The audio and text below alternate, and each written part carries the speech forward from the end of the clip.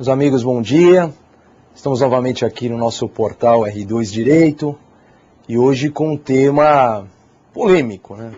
Direitos humanos já é um tema polêmico. Então, se juntarmos direitos humanos com religião, poderíamos dizer que temos, então, duas polêmicas.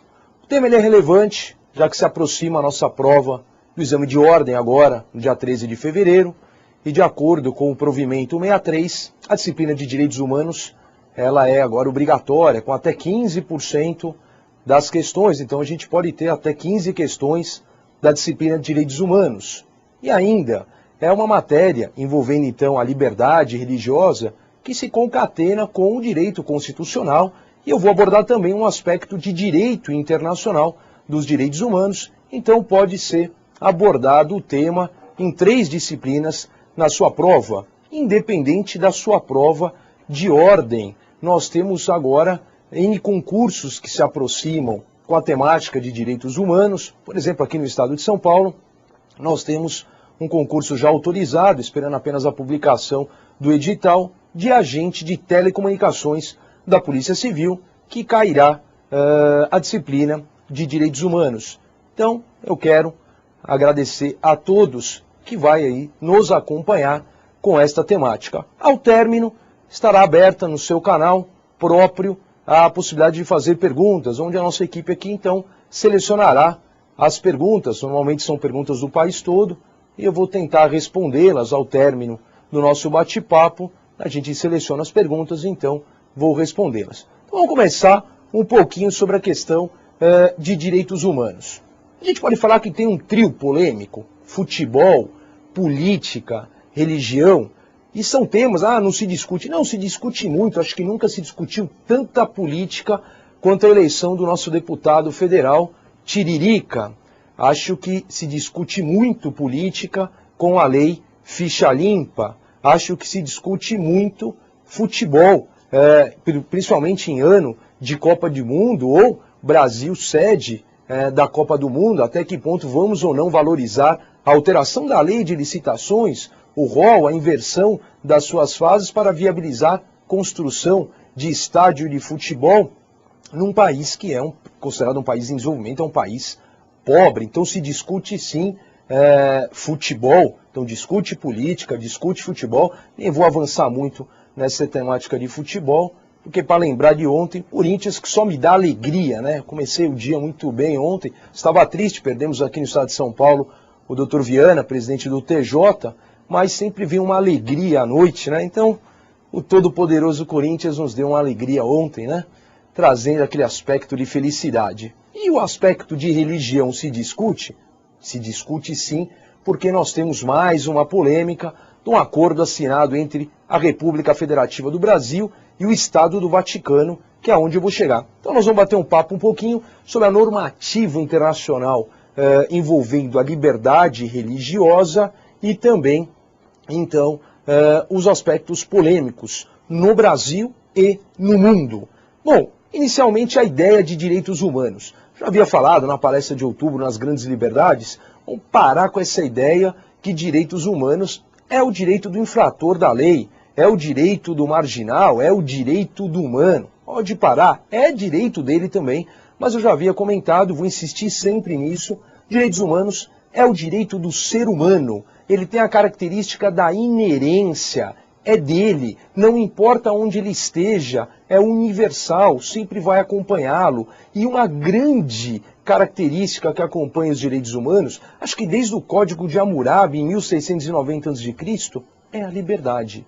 Não só a liberdade de locomoção, mas as grandes liberdades públicas e individuais. E uma delas é a questão da liberdade religiosa. Então, já de cara, para nós não confundirmos alguns termos técnicos, muito se confunde entre ateu e o agnóstico. Lembrando que o ateu nega a existência de Deus. O ateísmo, que significa em grego a negação de Deus. Enquanto o agnóstico alega a impossibilidade de provar a existência ou não de Deus. Então, já vamos partir dessa premissa, há uma diferença entre ateu e o agnóstico. vamos agora avançarmos numa evolução rápida, histórica, no aspecto religião. Mas por que esta revolução, essa evolução histórica e por que não dizer uma revolução também de ideias no aspecto religioso? Bom, basicamente a gente começa a falar de uma divisão histórica, organizada e internacional nos Tratados Internacionais dos Direitos Humanos em 1945. Ao término da Segunda Guerra Mundial, em maio de 45, as lideranças do eixo vencedor, então o bloco norte-americano, se reúnem na cidade de São Francisco e lá eles vão formular a chamada Carta da ONU.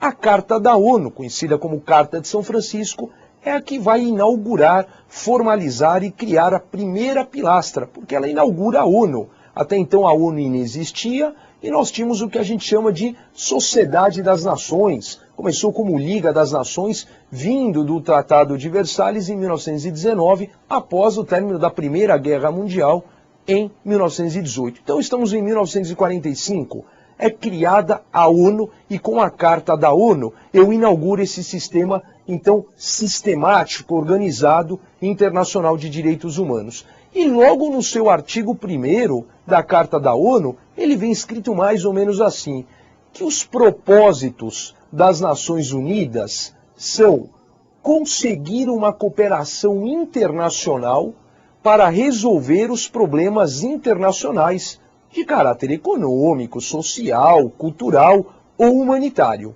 e para promover e estimular o respeito aos direitos e às liberdades fundamentais para todos. E olha esse finalzinho, sem distinção de raça, sexo, língua ou religião. É uma premissa isso em tudo que é norma da ONU. Sempre ela traz, sem qualquer tipo de discriminação, de origem, raça, cor, sexo, convicção filosófica, política, sociológica. Então eu estou abrindo a Carta de Criação da ONU. E ela fala sem qualquer tipo de preconceito, sem qualquer tipo de discriminação. A mesma Carta da ONU, a Carta de São Francisco de 45, ela continua, além do artigo 1º, ela vai lá no artigo 13 e diz assim: a Assembleia Geral iniciará estudos e fará recomendações destinadas a promover uma cooperação internacional nos terrenos, então, novamente, econômico, social, cultural, educacional, sanitário e favorecer o pleno gozo dos direitos humanos e das liberdades fundamentais por parte de todos os povos, sem distinção de raça, sexo, língua ou religião. Você pode pensar, é uma recomendação, é verdade, assim, não está punindo, uma lei sem punição, uma norma sem punição, então está só recomendando. A ONU, é verdade, as lideranças, elas começaram a pecar no linguajar, ao colocar sem qualquer discriminação em religião, sem qualquer preconceito religioso. Hoje uma doutrina humanista acaba criticando isso. Quer dizer que tem que ter alguma religião? Não tem que ter alguma religião? A ideia realmente era retirar esse termo, né? Tendo ou não tendo uma religião, seria o melhor. E fechando então essa primeira pilastra de organização internacional, o artigo 55 da mesma carta, ela fala assim, que foi a base até da Declaração Universal de 48. Com o fim de criar condições de estabilidade e bem-estar necessárias às relações pacíficas e amistosas entre as nações, baseadas no respeito ao princípio da igualdade de direitos e de autodeterminação dos povos, as Nações Unidas devem favorecer o respeito universal e efetivo aos direitos humanos e das liberdades para todos, aí novamente, sem distinção de raça, sexo, língua ou religião. Então, a ONU ela constrói a ideia já sem preconceito, até porque nós víamos de uma Segunda Guerra Mundial, onde não é novidade para ninguém, as barbáries que aconteceram, então, justamente por uma intolerância religiosa. E eu fecho a Carta da ONU, lá no artigo 76, com os objetivos básicos do sistema de tutela, de acordo com os próprios propósitos da Carta da ONU, que é estimular o respeito aos direitos humanos e às liberdades fundamentais para todos, aí novamente, sem qualquer tipo de distinção, incluindo então à religião e favorecer o reconhecimento de interdependência de todos os povos. Então vamos entender.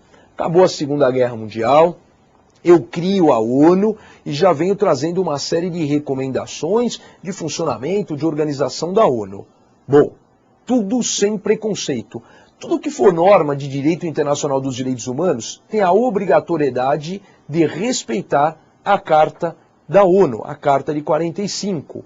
E a Carta de 45, com base no artigo 55 que eu acabei de lembrar para os senhores, ela traz uma recomendação que virou a Declaração Universal dos Direitos Humanos, que é a base, a segunda base estrutural do Sistema Universal dos Direitos Humanos. E na Declaração, você lembra que na Carta da ONU foi logo no artigo 1º, e na Declaração Universal, logo no artigo 2º, eu já tenho assim: todo ser humano tem capacidade para gozar os direitos e as liberdades estabelecidos nesta declaração, sem distinção de qualquer espécie, seja de raça, cor, sexo, língua, religião, opinião política ou de outra natureza, seja origem nacional, social, riqueza, nascimento ou qualquer outra condição.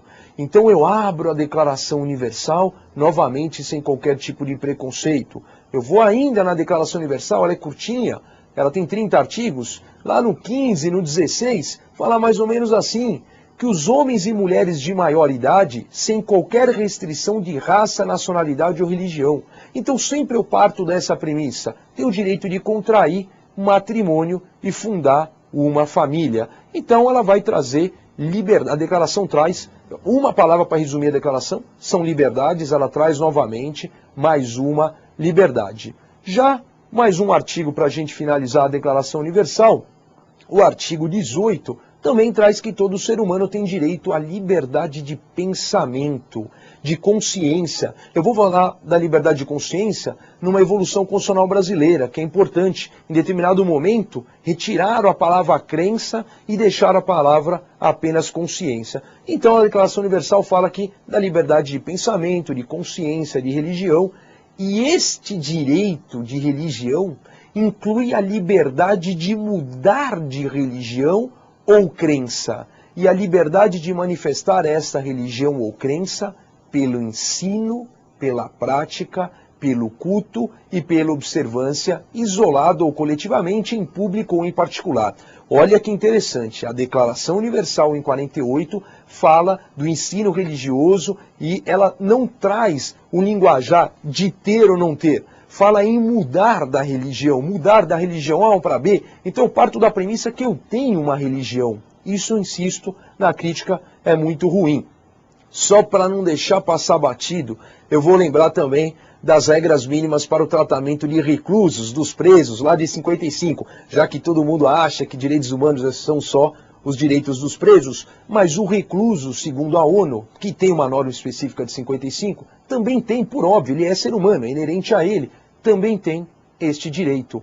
Num dos seus artigos iniciais, nessas regras de aplicação geral ao recluso, eles dizem o seguinte: que não pode ter nenhuma discriminação com base em raça, cor, sexo, língua, religião, opinião pública, política, origem nacional, social, meios de fortuna, nascimento, etc. Ou seja, é assegurado até o próprio preso. E há uma questão interessante, há uma norma ainda dentro dessa Convenção de 55 que fala mais ou menos assim, que é necessário respeitar as crenças religiosas e os preceitos morais do grupo a que pertença o recluso. E a norma ela traz uma questão interessante, estou em 1955, hein?